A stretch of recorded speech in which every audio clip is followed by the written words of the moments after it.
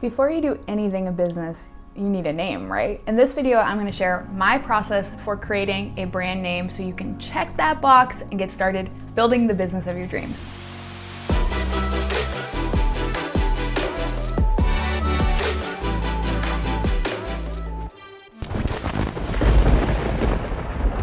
What up, y'all? I'm Liz Marie. I'm a brand strategist and creative director, and I work with women and BIPOC-owned businesses to overcome chaos in their brand, get a lot of clarity so they can level up, shatter glass ceilings, build generational wealth, take on the world. So let's talk naming. First of all, naming is really hard.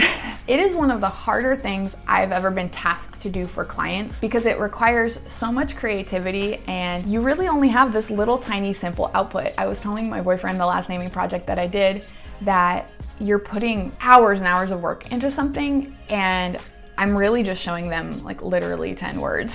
So it can be really challenging, but there are also plenty of techniques that you can learn to make it a lot easier or at least make the process a little more straightforward. Remember that one word is never going to capture everything that you want to say about your brand. So don't expect it to. Don't put that pressure on yourself, but it is great if it does have some meaning behind it or a cool story. That always helps. So first I'm gonna talk through some of the different techniques or types of names that you see out there because you've probably never thought about how those names were created, even though you see them around you all of the time. The first is eponymous? Named after the founder. This is pretty straightforward. You name your company after yourself. There's nothing wrong with just keeping it simple and using this approach, especially if you want that more personal feel to your brand or if you just like your name. Obviously, my company is called Liz Marie Strategy.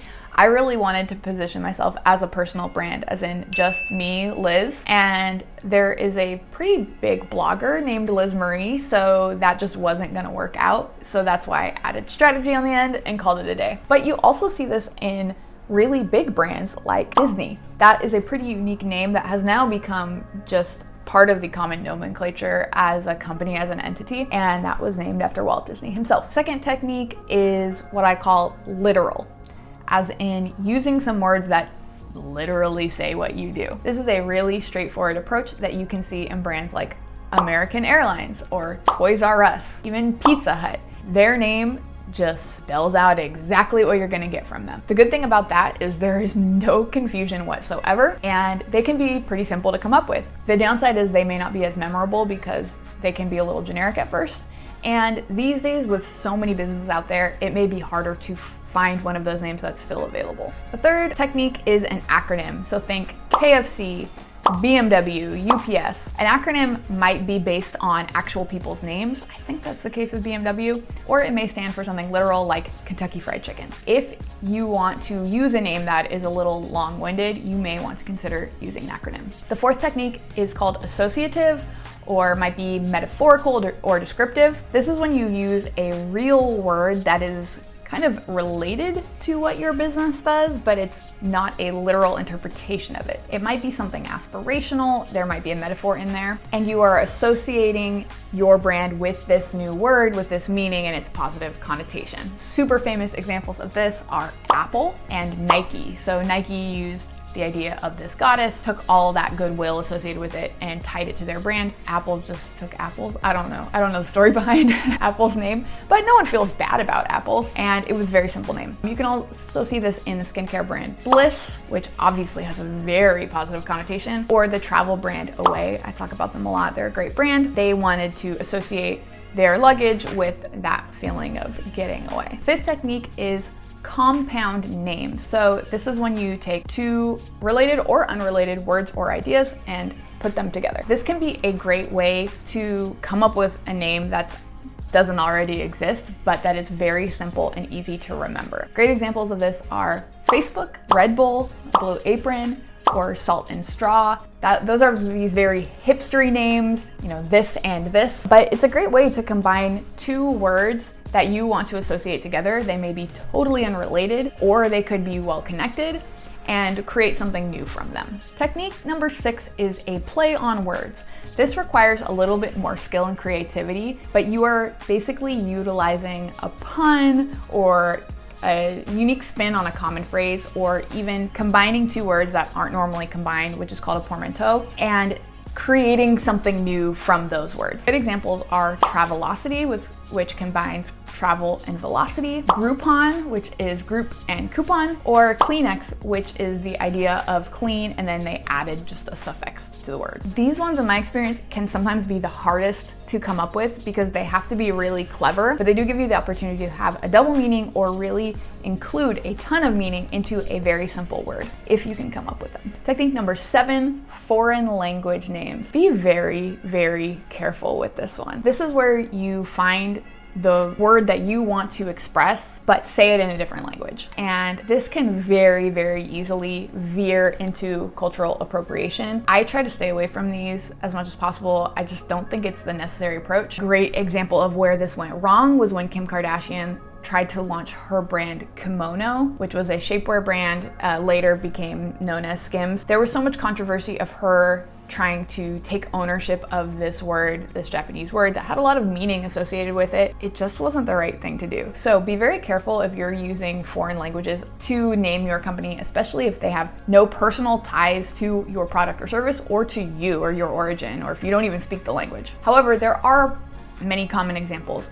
Zappos took zapatos, which means shoes in Spanish, created their own version of it. So it was the inspiration. That might be a healthier way to do it. Corona, the popular beer brand, is based on the word crown in Spanish, and Hulu is based on a Chinese word as well. The last technique I'll get into that I commonly use is invented names. This is when you create a new word that doesn't exist at all. You can commonly see this in Google, Adidas, Pixar, Exxon. There are tons of them. And the great thing about this is you don't have to worry about it being used up, which is a really big challenge these days with so many businesses out there. You also have the opportunity to become known completely for what you do and have your name become the verb for doing something. So like, I'm just gonna Google it. Because of Google, they created a word in the English language. There are a lot of techniques for doing this, but one of the best ways is to look at word stems, word roots. So in the English language, for example, the words we use every day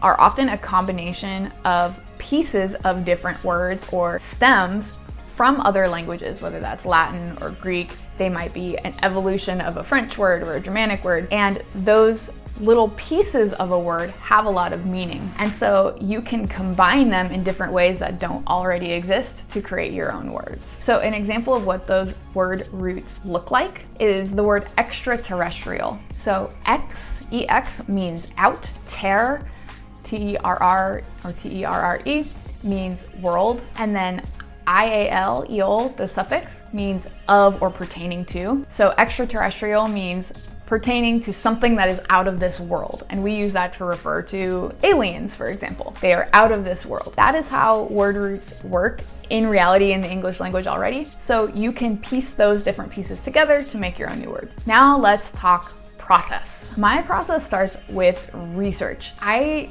dig in. I go down a crazy rabbit hole of Wikipedia or Wiktionary. I have countless tabs open. The last project I did, I probably looked at hundreds of articles. Basically, you want to start with a concept that is very closely related to your brand. So let's use a coffee company, for example. Maybe you look up coffee. Let's learn more about it. Let's dig in. Let's try to find a creative angle that we could use. You're learning about coffee, and that leads you to an article on the history of coffee, or the origins of it, or the plant name for it, or a society who cultivated it. Maybe it leads you to look at the etymology or the word breakdown, the word history of the word coffee. Basically, you're going in all of these different directions and leapfrogging from one point to another to find an interesting angle, an interesting word, and an interesting idea that you could bring in to relate to your name, or that you could base your name off of. But you don't want to only focus on that literal word. So you wouldn't just focus on coffee in this example. You would also think about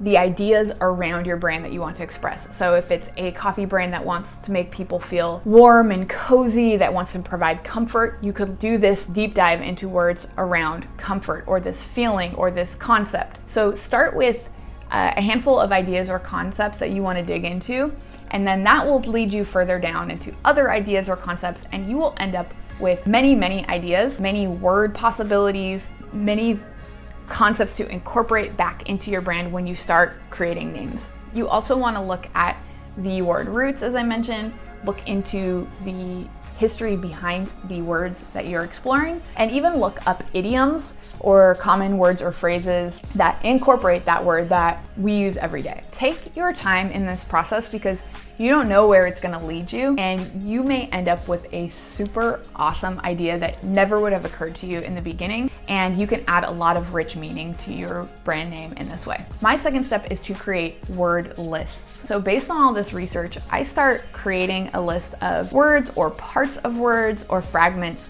that have a quality that I like. Maybe they sound good or they have a cool meaning, and I might be able to incorporate them either in combination or standing alone into a name. I create a running list, sometimes using word stems or word roots. I create flashcards so that I can easily mix and match and pair them together and see them all in one space. I'll show you a picture of how I laid that out last time. But basically, you want a word bank to start from so that you can brainstorm off of that. Step 3 is to create as many ideas as possible. So using your research, using your word bank, start piecing things together, start riffing off of it, start brainstorming different ways to create names. And trust me, most of them will suck, and that's okay. Still write them down. Don't edit yourself in this process. Create as many ideas as possible. Don't worry about whether they're good. Don't worry about whether they're taken. You just want quantity at this point, because quantity is going to lead you to quality. So you might want to go through each of those techniques that I listed and try to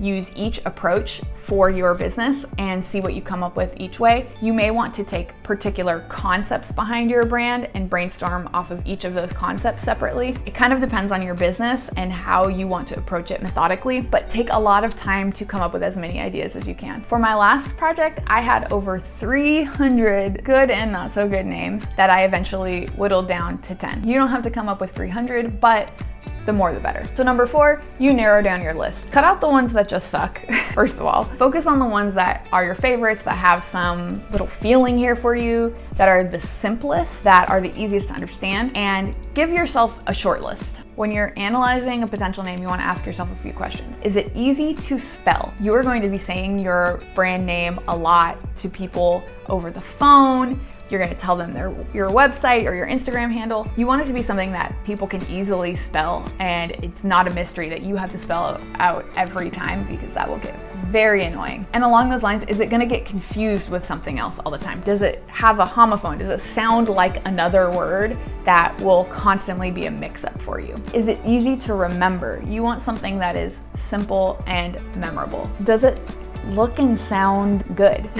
Some words, for whatever reason, or some sounds just don't feel good to us. They may feel sharp or gross or whatever it may be. We have different associations to different sounds. So you want to make sure that the names you're landing on have a good feeling about them. That is totally subjective, but that's the best way I can explain it. Does it look and sound like a thing? Does it sound like a name? Does it sound like, oh yeah, that's a company? Again, very subjective, but that is probably my favorite test for a name of like, oh yeah, that sounds like a company that already exists. And finally, and this is super important but can be a little tricky, is are there any negative connotations or potential negative connotations around that word, that sound, that phrase? Can it be turned into another word easily that you don't want to be associated with? This isn't a real example, but let's say you wanted to call your company Pen 15. That would very quickly look like penis, and you would not want that to be your brand name. Sometimes those things are hard to spot when you're creating it, so you need another set of eyes, or you need to come back and look at it later. But you want to make sure it doesn't rhyme with or look like some negative word that you don't want anywhere near your brand.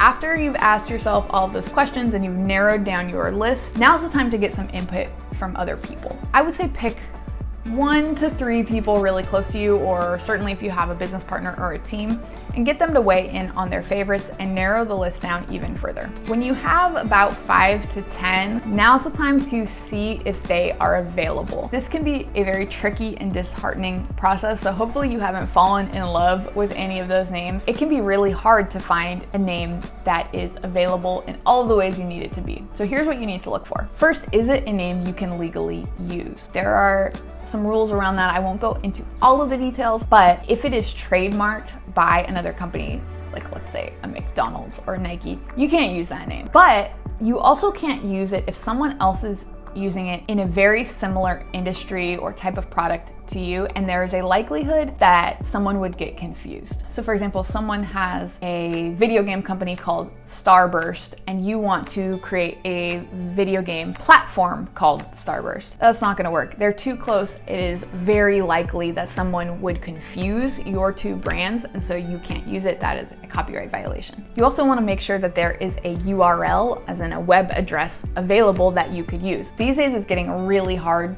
to get the .com. So there are some alternatives, but the .com is always gonna fare better than any of those alternatives. You want to see what your options are. People have gotten pretty creative these days because it is such limited availability, or other people have bought them up and are selling them at a really high price. So you could always get a little creative with your URL, but you need to have something available. And the same goes for social media. If you know certain platforms are going to be really huge for you, you want to make sure that you're going to have a handle that is going to be easy to remember and simple that you can use with this potential name. So to go about doing this search, first of all, you can just Google it and see what comes up on the first several pages in terms of other brands out there. You can do a search with the US trademark system to make sure there are no trademarks using that name. Absolutely look on social media. Use a domain provider like GoDaddy or Namecheap and search and see what URLs are available, or even use a website like Crunchbase to search and see what companies come up. This is probably not an exhaustive list, but it has quite a few companies, especially bigger ones,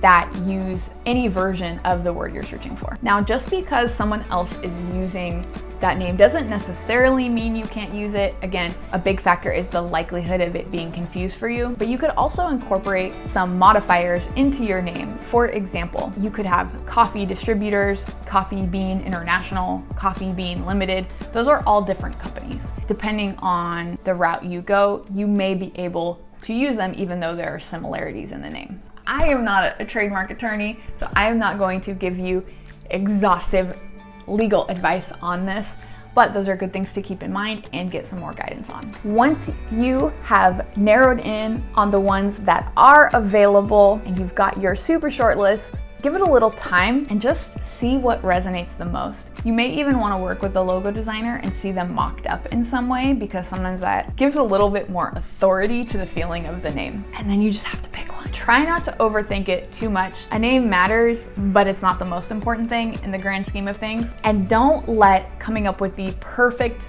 brand name stop you from even getting started, because perfect doesn't exist, and the business and the service you provide, the brand you're building, are so much bigger than just the name. Finally, my last tip is that the creative process takes a lot of time. If you're not new to this, you may not know this. Your brain is working behind the scenes even when you're not working on something. So if you're trying to do this really creative work, it's very, very important to take breaks and step away. Often your best ideas are going to come to you in the shower or on a walk or when you're not actively working on it, because of the way our brains work in the creative process. So give it a little time, work on it, and step away, and that was going to help you come up with even better ideas. Drop a comment and let me know if this helped you come up with your brand name. I'd love to hear what it is. I promise I won't steal it. This is my only brand. And if you want more help now that you have your name and getting started, check out my training, free training, How to Build a Powerful Brand from Scratch. It will help you lay the foundation to build your brand on. Until next time, stay badass.